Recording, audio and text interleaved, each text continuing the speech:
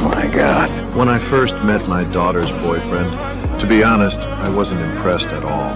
His first impression gift left our entire family completely speechless. First, he showed us a tattoo, and it turned out to be our family portrait. Even our dog was included in it. Although Laird looked like a total weirdo, he already owned a mansion at a young age and had founded his own gaming company. Knowing we were coming to visit, he built a bowling alley just for me.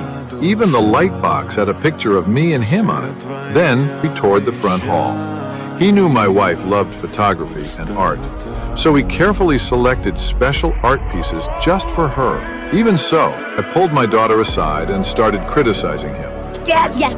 I mean, the moose and, and the language, come on! Besides being rich, I really don't see any good qualities. Steffi looked a bit guilty. She said, I should have told you about him earlier, but if you just get to know Laird, you'll see he's a good person. Can we get through Christmas first and then talk about him?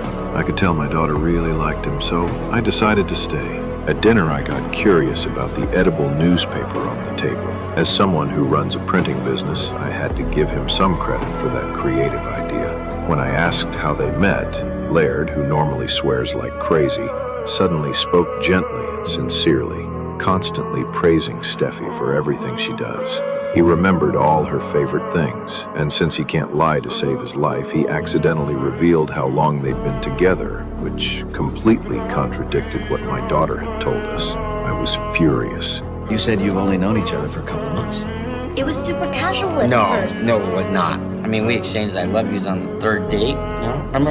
Whatever, we made love in the hot tub at Esalen and Mixer. Back in the room, I couldn't stop complaining to my wife. Then suddenly there was a knock on the door. Laird stood outside, soaking wet. Turns out, Steffi had kicked him out and told him he had to apologize to me. That's when I finally learned about Laird's past. His father left when he was little, and his mother didn't really raise him properly either, so he never learned how to deal with elders. Hearing all that, I decided to forgive him for now. The next day, Laird brought me to a tent in the woods.